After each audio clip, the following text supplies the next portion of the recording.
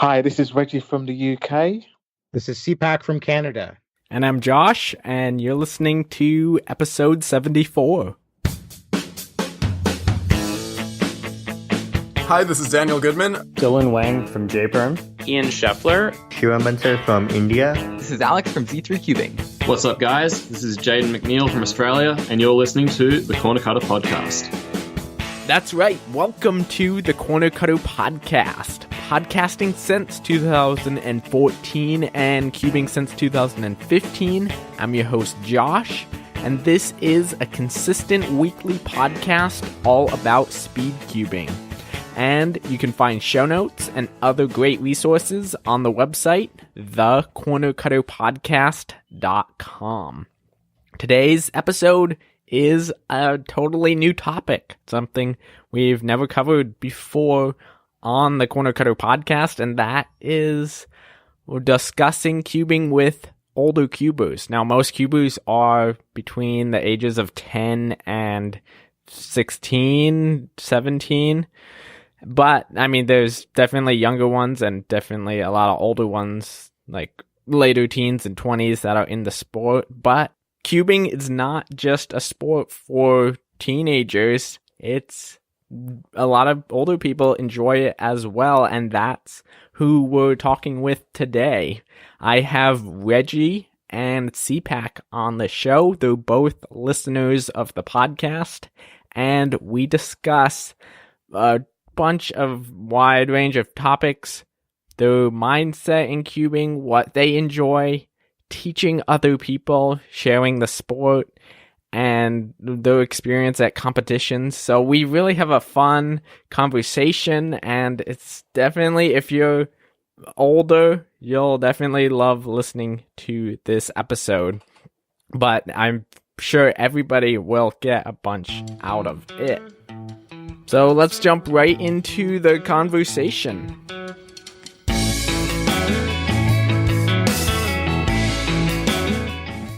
Reggie, welcome to the Corner Cutter Podcast. Yeah, thanks, Josh. Thanks for having me on the show. And CPak, welcome to the show as well. Thanks for coming on. Thanks. I've been a listener, and a great chance to join in. Thanks.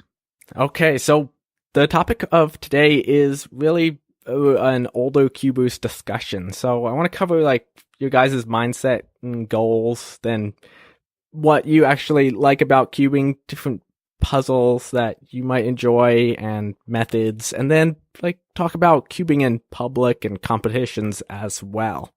So why don't we start out with mindset? I'm not sure which one you guys wants to go first, but like when it comes to cubing, why do you enjoy this hobby? And especially when a lot of younger people are like more into it, I guess. I guess I'd say I enjoy it because of how iconic it was from when the cube originally came out in the 70s and the 80s when I had my first cube, and then getting a chance to come back to it when I had found like a method how to solve the cube, and just ended up finding out how simple it was compared to how I thought it was in the past, like really complicated. And then the feeling you get when you show just a friend or colleague how you can solve the cube. I don't solve it very fast, but they're just amazed in how I can solve it. I really enjoy that. And then the opportunity to find out all these other cubes that have been out there, and that the other types of puzzles that are in the events, and it gives me the chance to try other puzzles because that's something I've really enjoyed growing up. Is always the enjoyment of solving puzzles.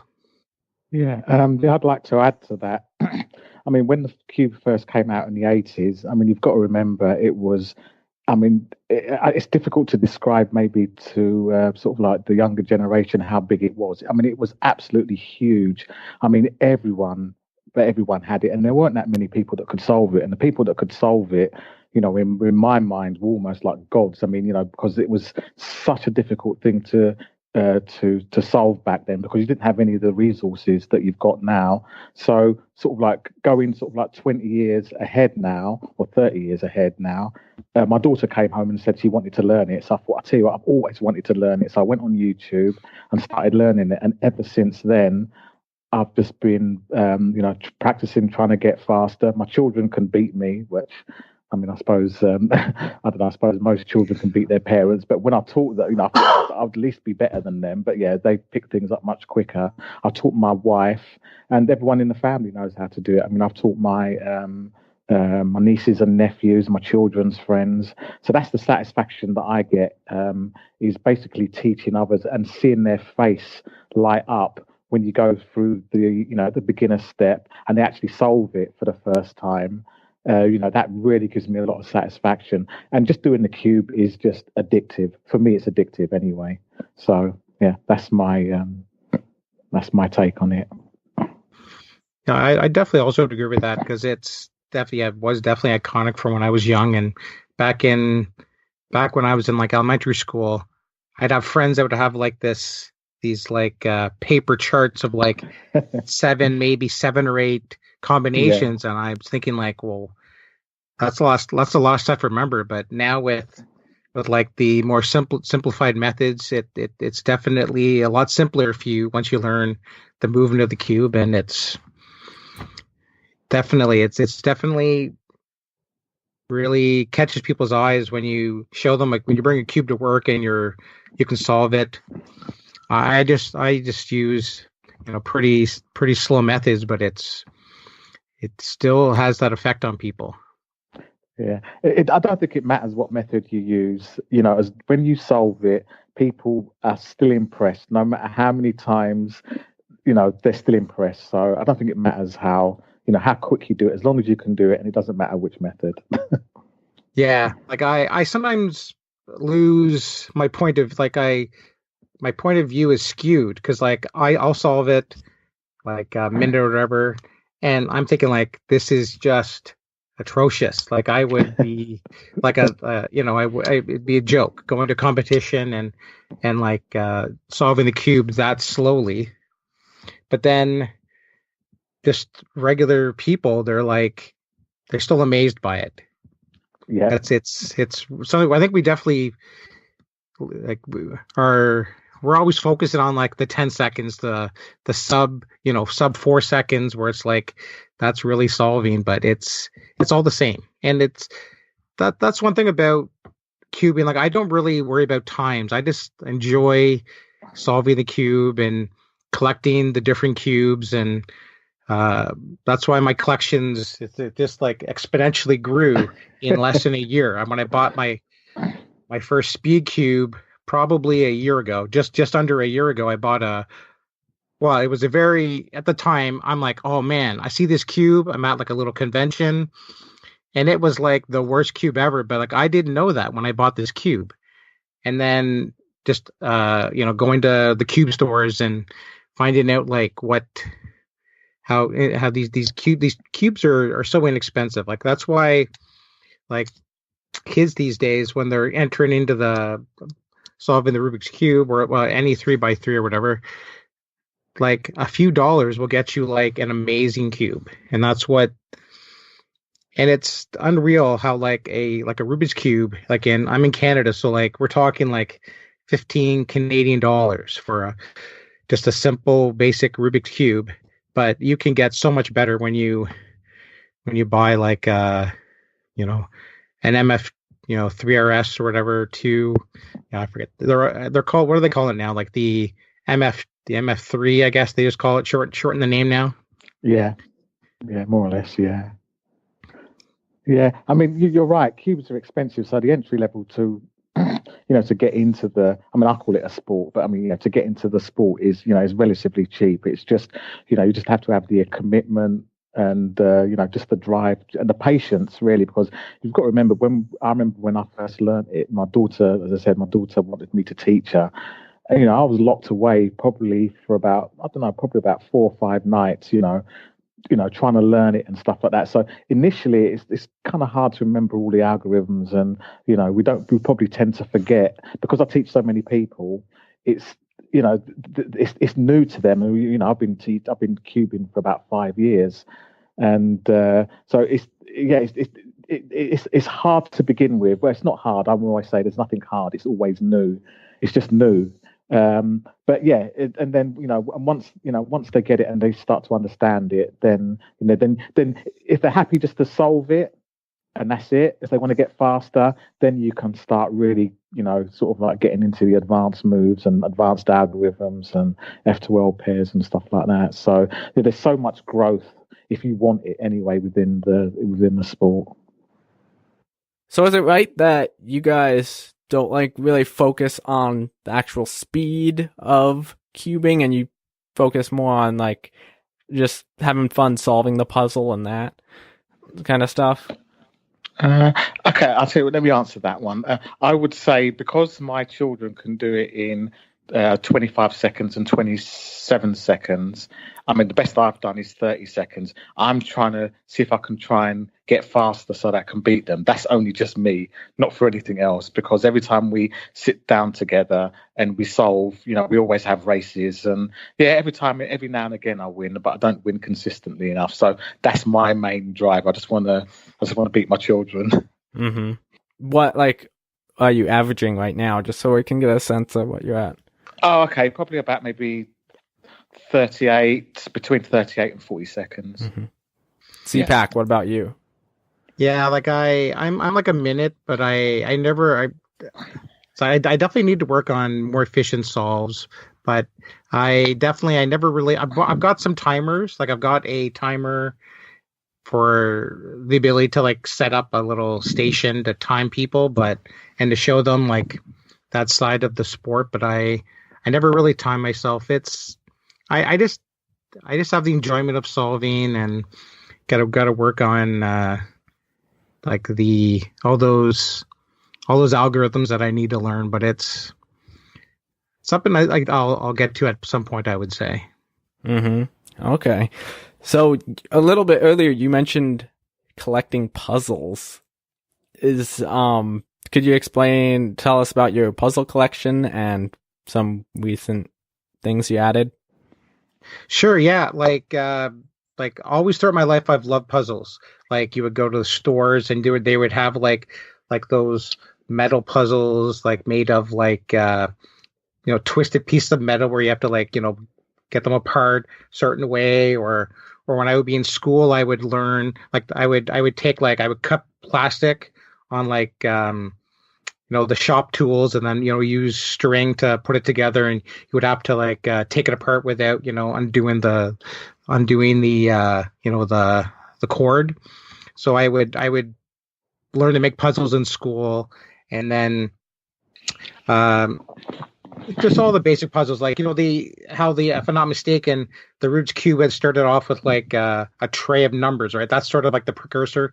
The Rubik's Cube, you'd have a little grid of maybe 3x3 with a hole missing, so you could line up the numbers 1 to 12 or whatever, 1 to 9, whatever, or so growing up. But it's always something I've enjoyed, having puzzles. Now to say what are some of my favorites or world one, it's I wish I could. I can't think of any off the top of my head that I would really. I could really mention that I. What about twisty puzzles? Okay, so second would be the Rubik's clock.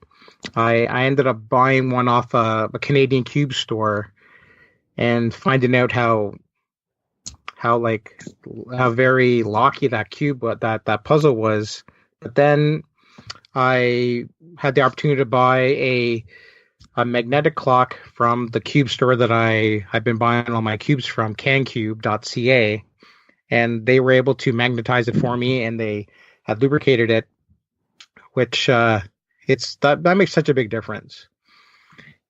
And then for other cubes, so I've got quite a large selection now of 2x2s and scubes. There was a funny story. I bought a scube, and the first day I ended up breaking a corner piece off. Oh, it was crazy because I thought I had a corner twist, and I thought, well, I'll just twist it, but then I wasn't quite aware of like how this cube was put together, so I ended up ripping a piece off, and then so I had to buy another one, which wasn't a bad thing because the version I bought was sticker, and I've definitely switched over to stickerless. I just love stickerless cubes now, and I've got a few Pyramix now, which that's currently the only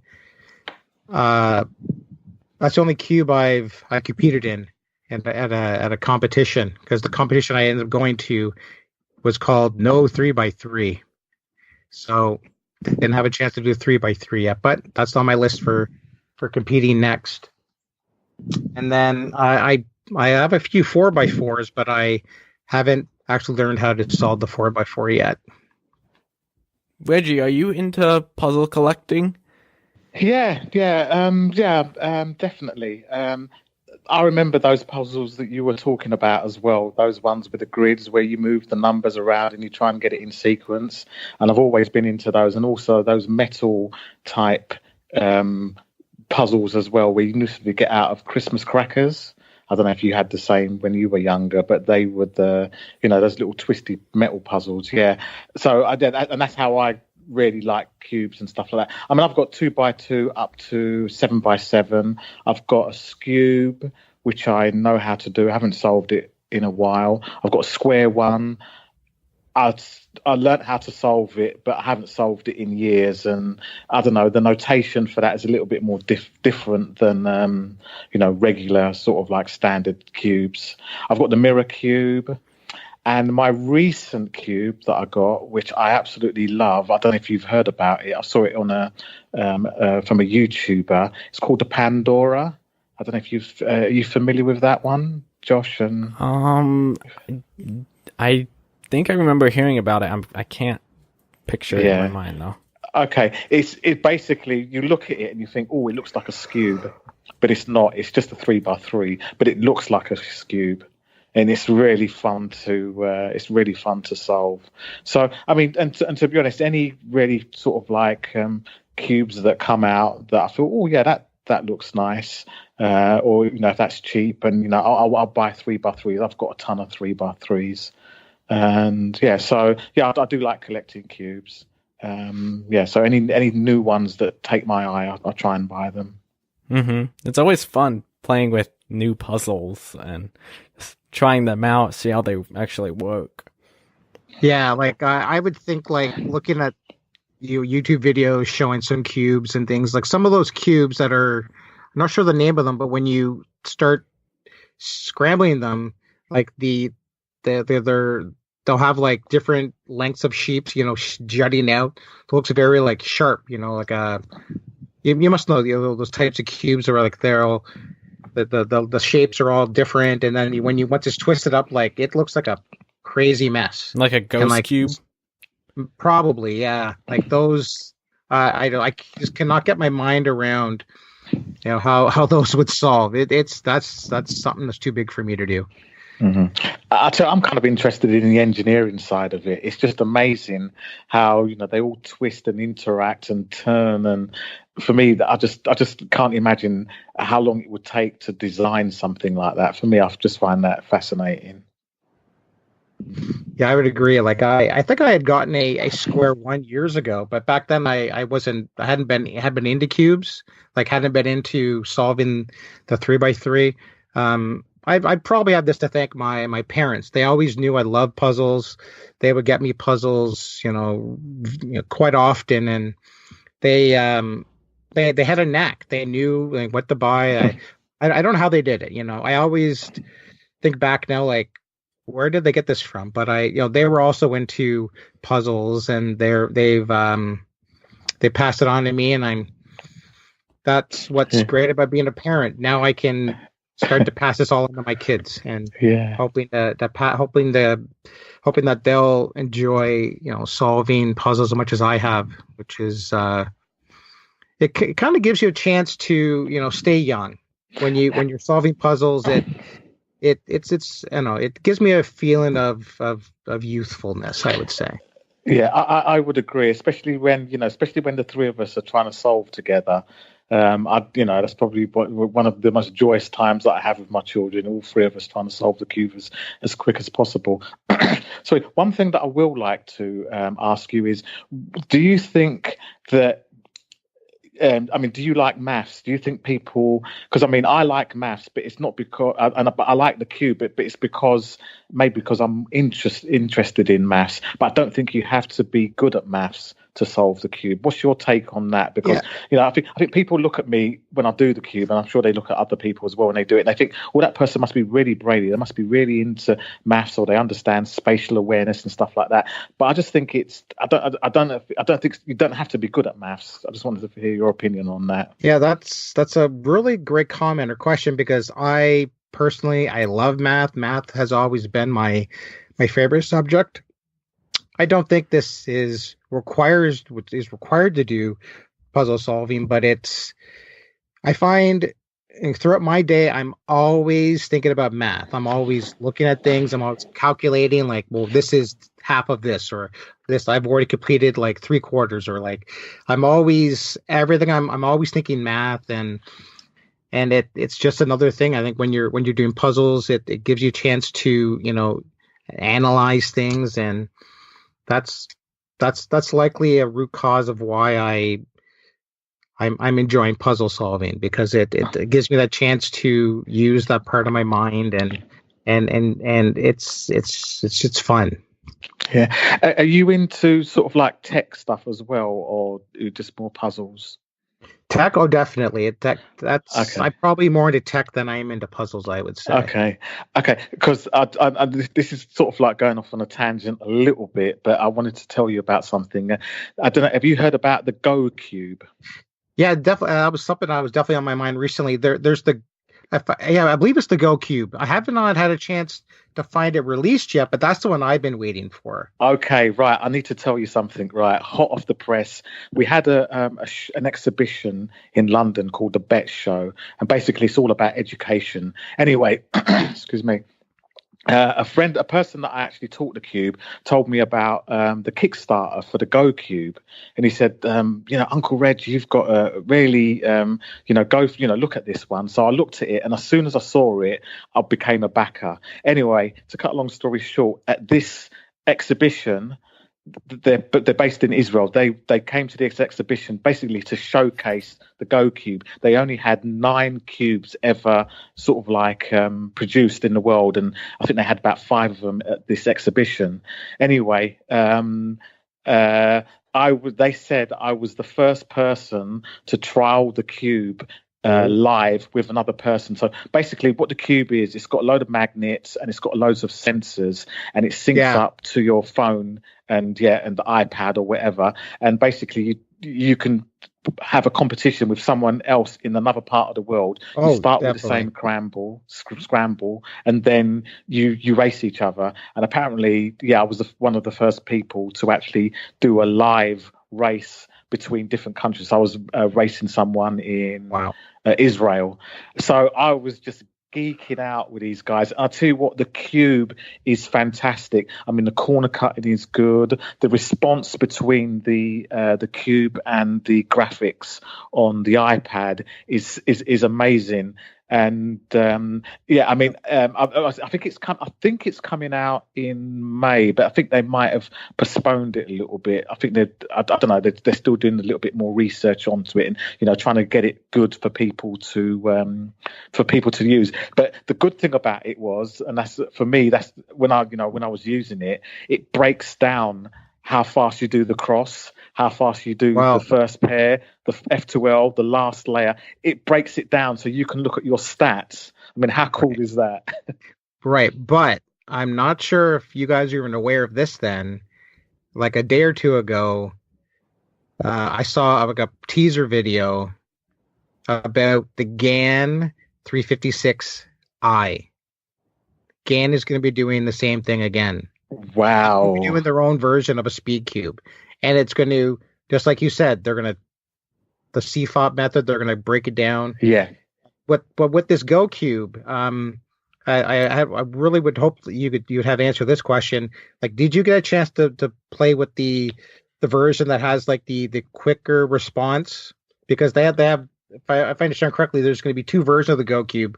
One that's doesn't have as quick as like a response system to know how fast you're turning it, maybe. And that's the GoCube. Maybe that's the competition kind, right?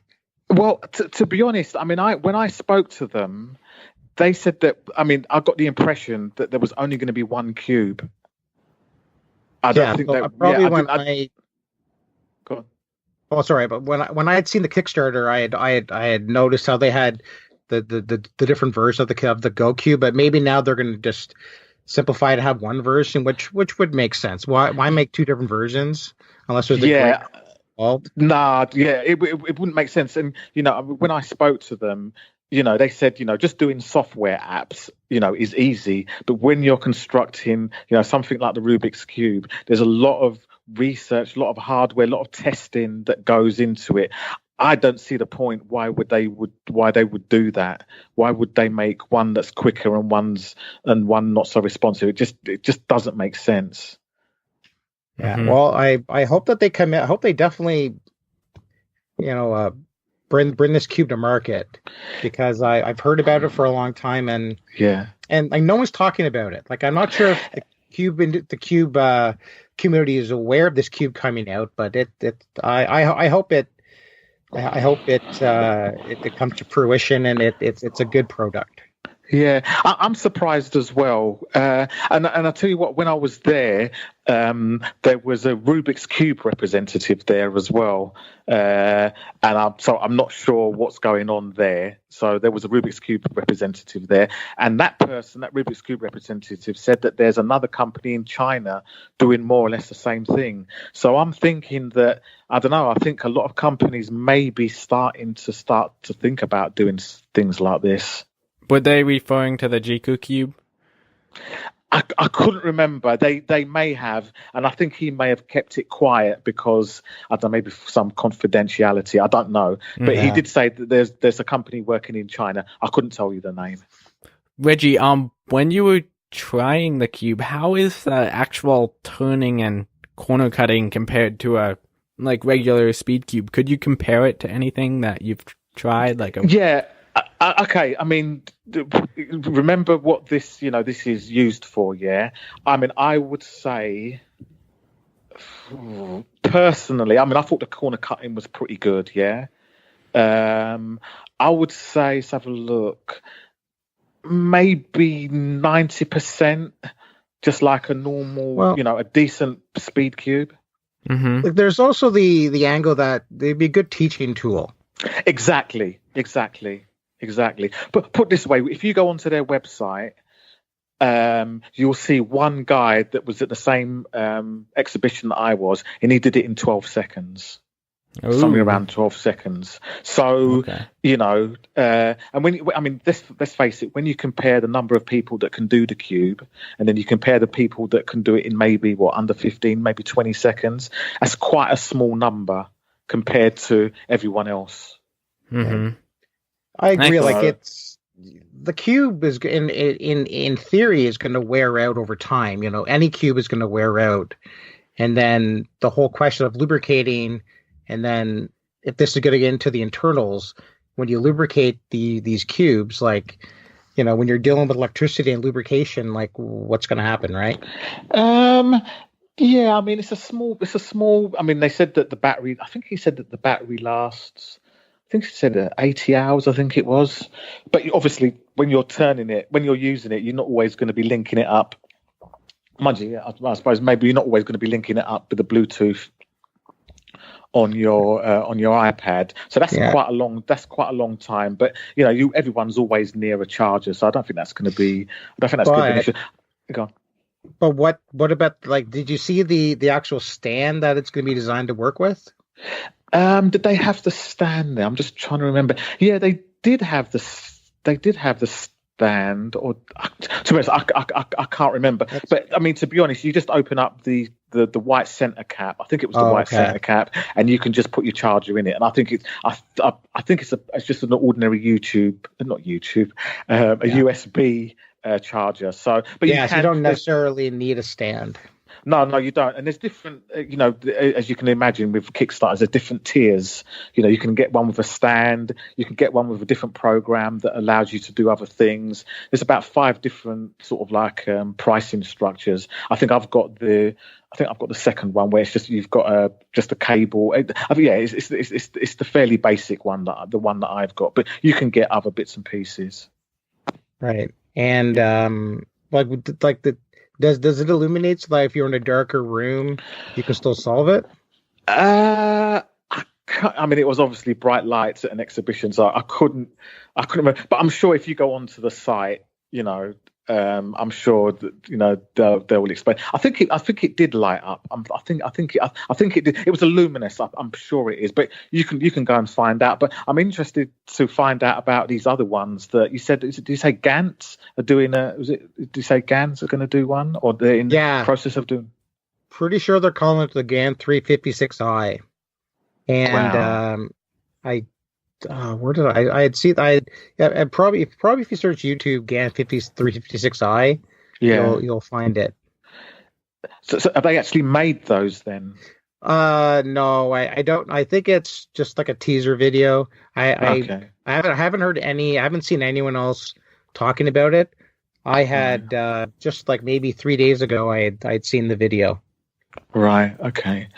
Yeah, because I definitely think that's the way.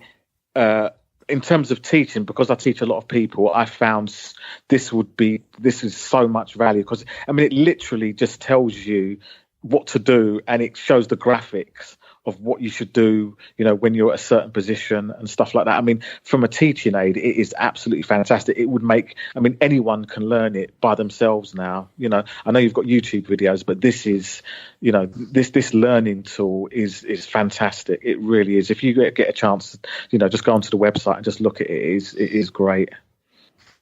Yeah, that's definitely something I've thought about backing, and we'll wait and see for sure. I'm going to wait till someone has one and does a review before I maybe buy it. Yeah. I'll definitely have the links to the Kickstarter campaign and anything else I can find in the show notes. Yeah. You probably see a video of me doing a review on it. So. Oh yeah. Mm-hmm. Yeah. There's also a. Oh, sorry. Go ahead. No, I was just gonna say, definitely let me know when you get it, and I'll talk about it on the show. I've been trying to get someone on from GoCube for the show for quite a while now, but I haven't gotten any responses. Okay. Yeah, and I think if you go to the Indiegogo is probably where you could buy it right now, is the Indiegogo page. Correct. That is correct. Yeah. We can't buy anything now because it's not ready yet, but I know what you mean. Yeah. Yeah, I mean, I spoke to a couple of the representatives there, and I've got an email address, but I'm sure you've done the same, haven't you, Josh? Then? I mean, I don't know if it's an active email, but if I'll email you after we're done with this. Yeah, sure. Get something. So moving on from the GoCube, Reggie, thanks for bringing up that topic. That was a great discussion. I've been following the GoCube for quite a while now as well, and so that information was exciting. So for methods, have you guys experimented with other methods besides the main one you use? And tell us about that. Well, I'll start with that. I haven't.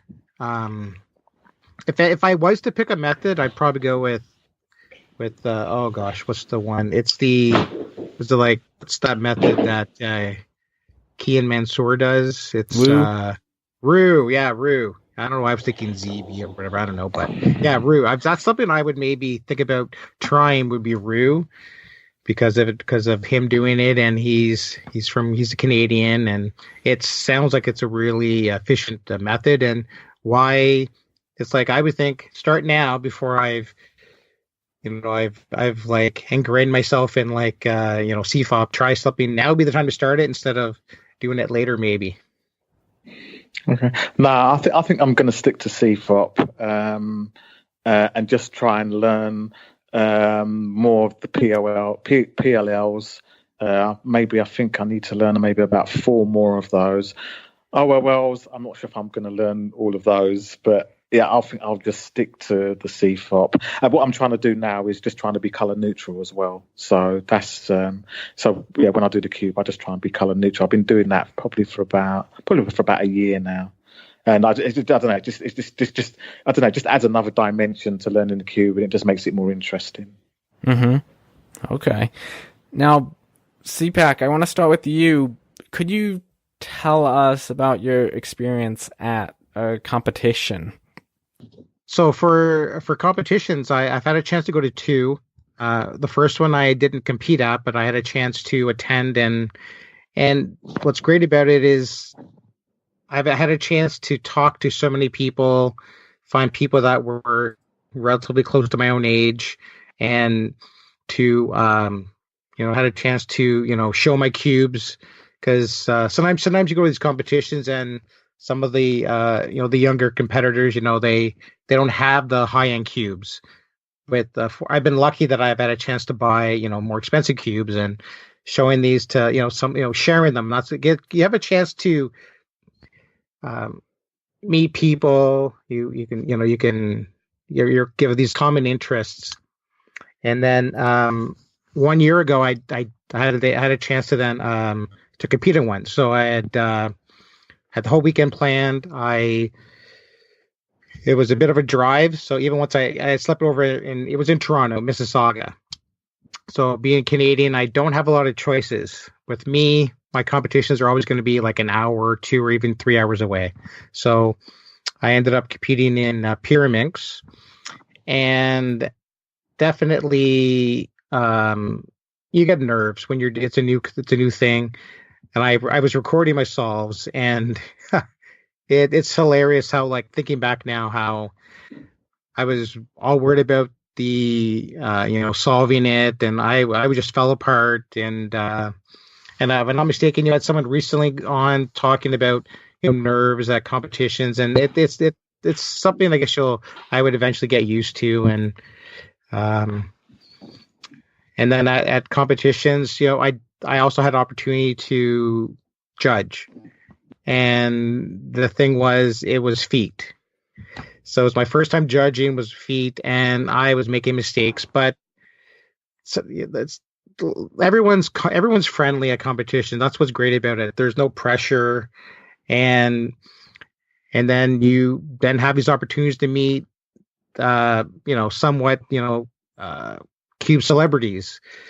Having a chance, I had met someone, I don't recall his name here now, but he was a previous had the world record for the, oh gosh, what's that cube? It's the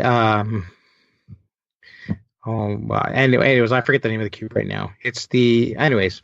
So and I did get a chance to meet Kian Mansour, and that was the day he had set a world record for one-handed for one-handed average. So that's a bonus. And then I had no idea, and he was even a world record holder, which is they're just regular people. That's the thing. You see these videos, you have a chance if you ever have a chance to meet these cube celebrities, they're just regular people, and that's what's nice about it. People are they're doing these things because they love solving cubes, and it's I'd say definitely set enough time to go, and don't rush yourself, and get out to these cube competitions. And I guess that's it, I guess. Now, Reggie, I know you haven't been to a competition, but you mentioned earlier to me that you've taught a lot of people how to cube, and you've had some fun experiences with cubing in public. Could you tell us about those?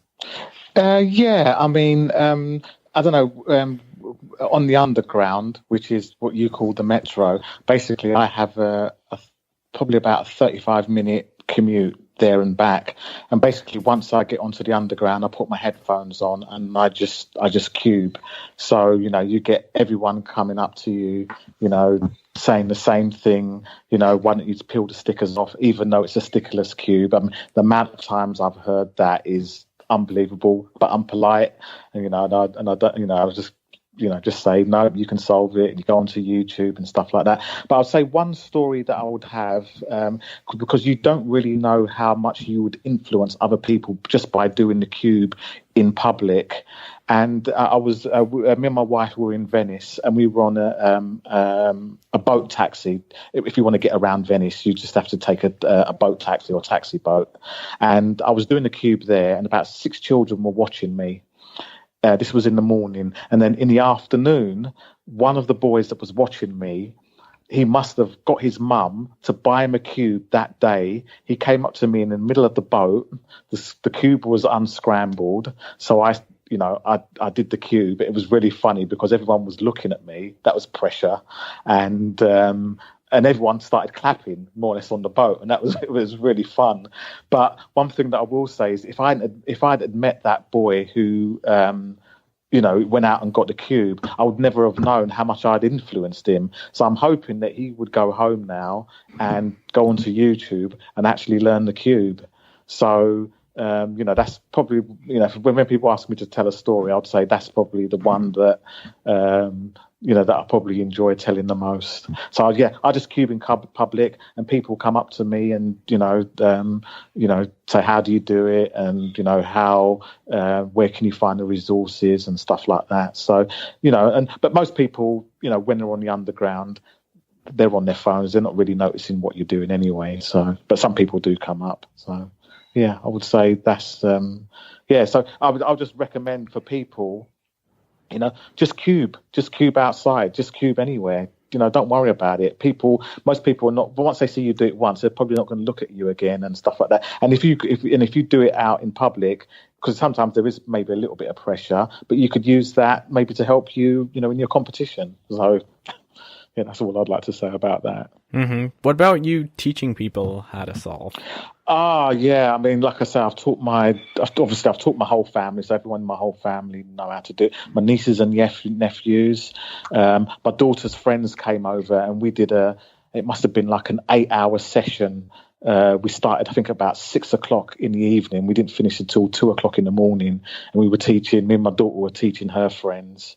I'm also I go to youth clubs as well, and I take my cubes, and I try and introduce the children there, basically how to just show them the basic steps, because I think it's very difficult to try and teach a group of children. All you can do is really just show them what's possible, and show them the resources, where they can go online and learn it. And also, I get quite a few cubes from China.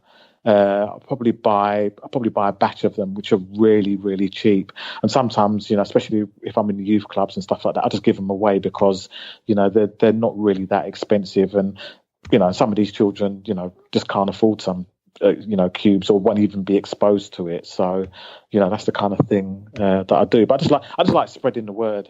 Because I get so much fun from it. And I know that other people, once they learn it, they will, get the same fun as me. So it's almost like spreading the love. Bringing that up. That reminds me of like what I've been trying to do. There's a service club that I recently became a member to, and we have these like weekly or Friday nights throughout the month. That's what my goal is, to bring my cubes to this and teaching some other kids to solve the Rubik's Cube, because if it's anything can get kids off of iPads and screen time, this hopefully could be one thing, because it's getting them off the iPads is definitely a goal that I would have, because it's something that's not electronic, but Cube is a great source of enjoyment, and the kids they always seem to love learning to solve the cube. That's what's really fun about it. Yeah, I always say no batteries required on the cube. No batteries. In fact, what I wanted to ask is, how are you finding? I mean, I'm assuming you have taught, friends and colleagues and children and stuff like. How are you finding it? Because I know when I first started, I wasn't that great, but I've kind of picked up a technique now which seems to be working quite well. I just wanted to find out how you've coped with teaching. Oh, I've find it difficult, but it's something I need to practice because it's hard. Like trying to use the notation, and I found maybe having my iPad with me so I could like write out the instructions, so that way they can look at it at the same time. And I was trying to use some of the Gantt pamphlets because they have like the CFOP right on it, and I laminated a whole bunch of them. I tried to get as many as I could from the cube store I was buying my cubes from. And do you find that the Gantt pamphlet is a good resource tool to teach with? Would you say? Well, I don't actually use that one. There's because I started learning from, is it Bad Mephisto? But because who was it? Felix. They asked him, which resource that he started using, and he mentioned that because what he said was that site. Because he's got a whole set of instructions from the beginners to advanced to F2L pairs and stuff like that. And it's quite old video, but I've used that because you can progress onto that. And he's got a one sheet where it's got like a 7-step process, and that's what I've been using for the last probably 4 or 5 years, mainly because I know it and I've got a video that goes along with it. So that's what I've been teaching. But I have looked at other methods as well, and what I'm trying to do is incorporate the better methods from other sort of like tutorials and trying to sort of like merge it into one, so it's so it's a little bit more. I don't know what I find it's going to be a little bit more easier. So that's the method that I use. But as you can appreciate, there's so many other methods that you can go with. You've just got to go with your style and what you learned from. Yeah. So is it just a basic layer by layer method? Yes, it is the basic layer by layer method. But also, if you go onto his website, and I'm put this way, you don't even know to go into his website now because there's other people doing F2L tutorials now. I mean, there's one by JPerm, which is really, really good. Simple. It is really, really good. But there's so, this was back then. This was about probably when I first started about 4 or 5 years ago. Now there are just so many tutorials now that you can pick and choose now and choose whatever you want you think is easy for people to learn from. Yeah, that makes a lot of sense. And I have a question for you too, because this happened to me. So 2 years ago, I had came across. I'm sure everyone knows about this video. It's called like Universal Method to Solve the Cube. And I don't recall which the YouTuber it is that put this out, but he's got that paper solution with like the 20 moves. So I was at work at the service club meeting, and this one of the members walks up to me and says, "Oh, I see you've been solving the cube," and I had watched this video, and I can't seem to make it work. And it was this. She had thought this universal solution video was real, and she had no idea it was fake. Did any of you fall for that video at any point in the past? Well, you probably heard of that video before, right? I must admit, no, I haven't. So, no, I've never heard of it. And Josh, did you ever run into people that had gotten tricked by that video, would you say? No, I'm not exactly sure what video you're referring to. Okay. He was, I guess maybe I guess it's not that, widespread, but that video actually got me into cubing because I had found the cube that I thought this was a way to solve it. I'd always wanted to solve it.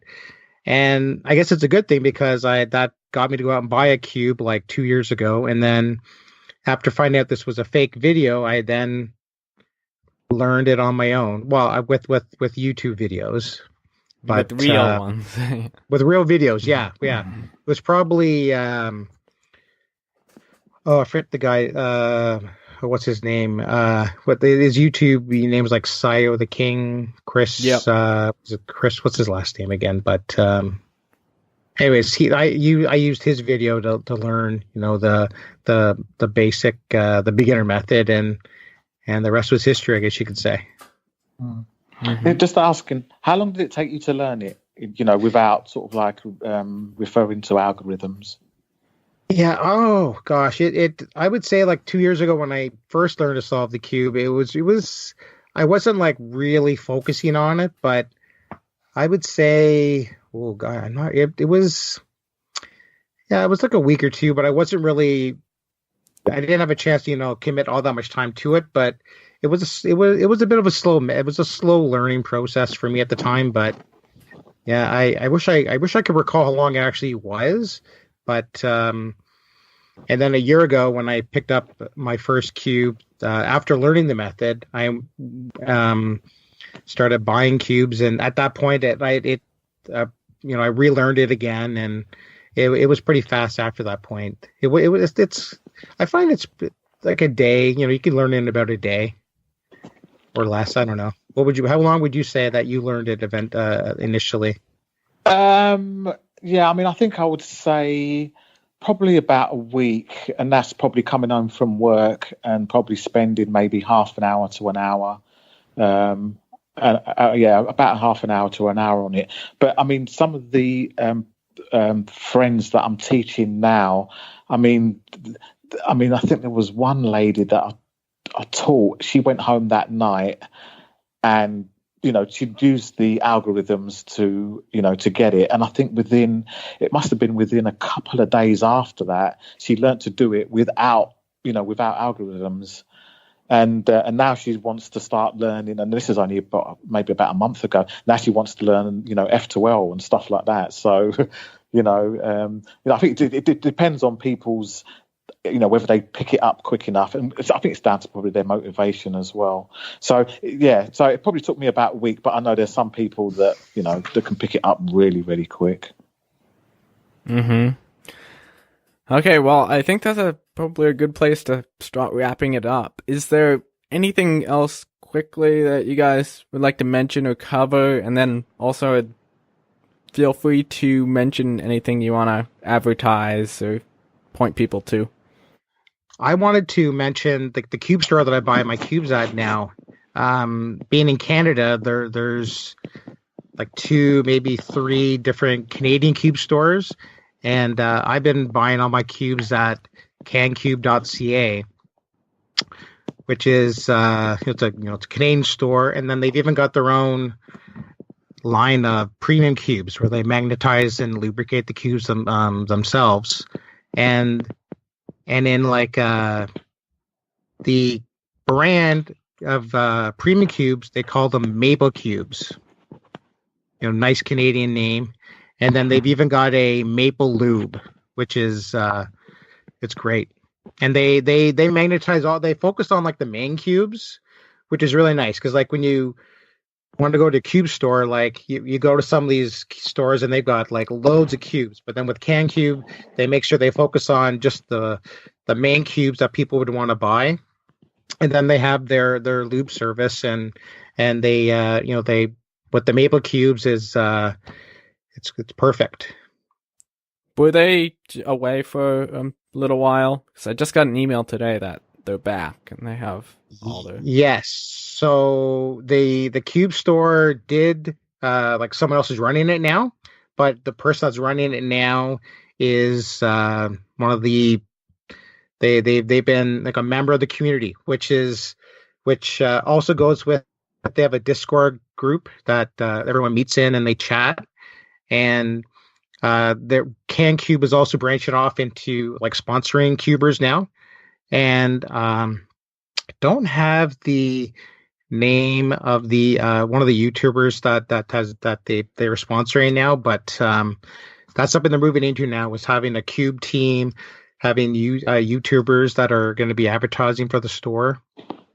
But it's but now that they've got under new ownership, they brought in their selection of cubes, and they always make sure that they stock all the newest cubes, and that's what's really important. You got to have a store that stocks cubes. They have a great community, and then with the Discord group, it's like the whole package. Cool. That's what I love about it. Having a community that you can be part of. Mm-hmm. CPak, you also have a YouTube channel as well, right?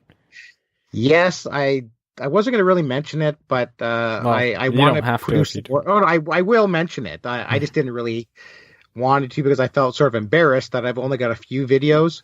But I did put out one video it was like an unboxing. It was a really spur of the moment video. I had gotten some cubes and I put out a really, it's not that good of a video, but I'm going to leave it up there, for maybe as a way to motivate me to try to make some more videos. But I then put out a video for the Huanglong. I put out a maple Huanglong video, like a sort of like a review of it. But it's CPak, CPak. I've got I got some I guess you could say some hopes that I want to do more videos, but that's something I'll plan to do in the future, I would say. And maybe I'll have a chance to get some more followers. Thanks for asking. Okay. Me. Just two things really.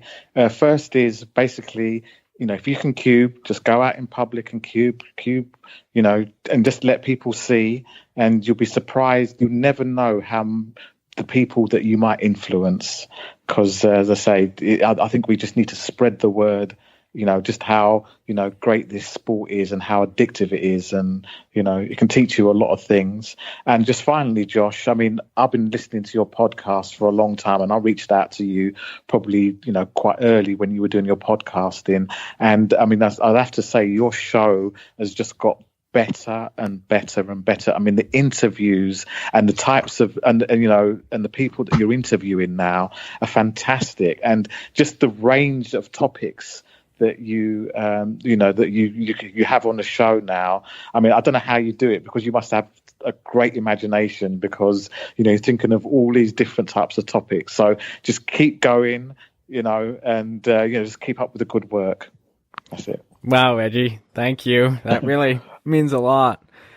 And Reggie, you were actually the first person ever to email in, and I think I was back on episode 14 when you emailed in. I was just so excited that someone was listening, and you sent such a nice, encouraging email. So thank you for being such a fan.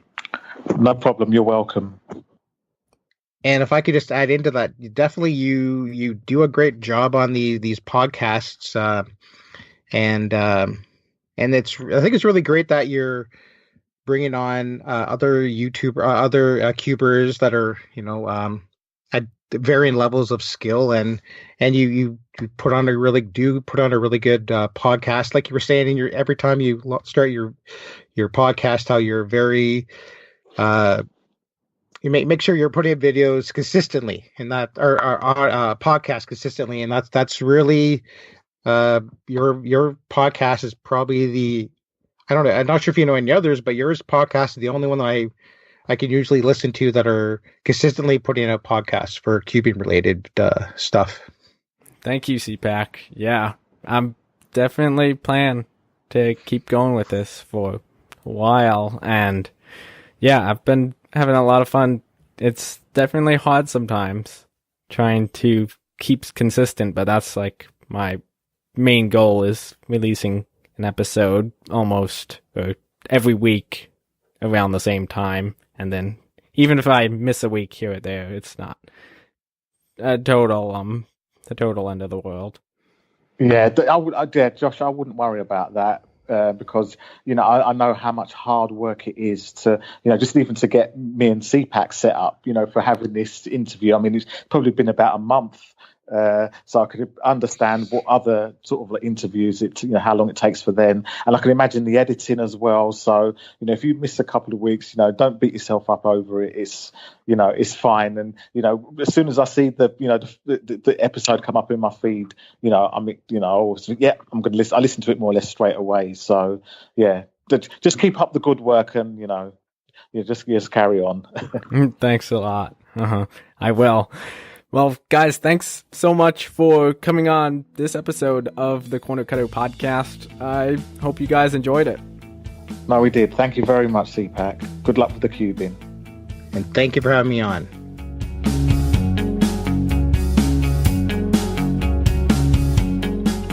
Well, that was fun. I expected a 35-minute episode, but we really talked for over an hour 5, maybe an hour 10. That's how long the recording went. We did have some technical difficulties in there, which you didn't hear.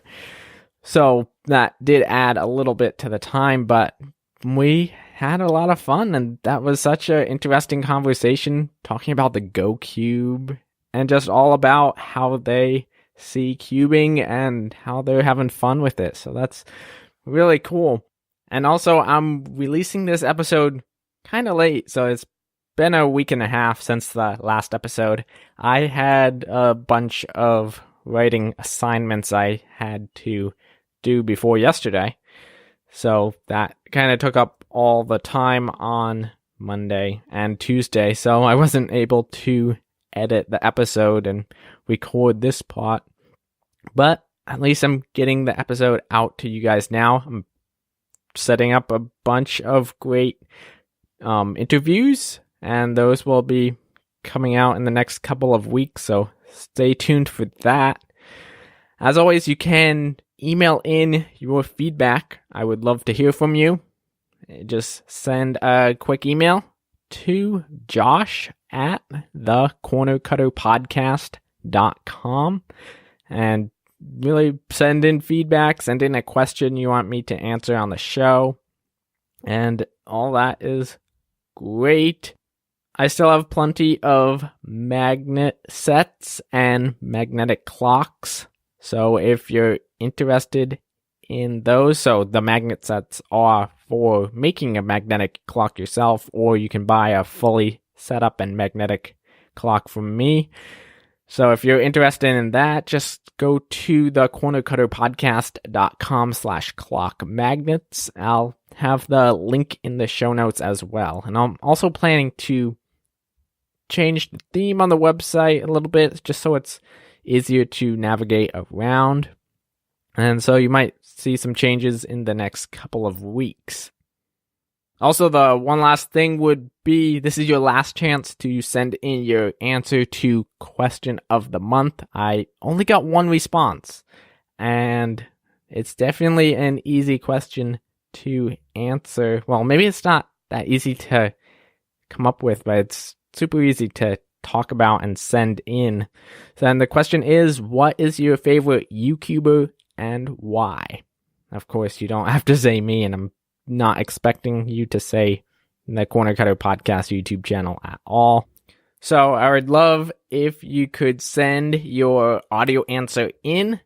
Just go to the show notes of this episode and click record a message here. Or you can go to the contact page as well. So just send in a quick audio message on SpeakPipe and I'll play your answers on the show. Last chance, because we'll probably play them next week. And I'll definitely play, I think it was Simon sent one in as well. So we'll play that one. I'll play mine to tell mine as well. So that's it for this episode. Thank you so much for listening, and I appreciate all the support. And now it's time to take episode 74 back to the scrambling table, and I'll talk with you guys again next week in episode 75 of the Corner Cutter Podcast.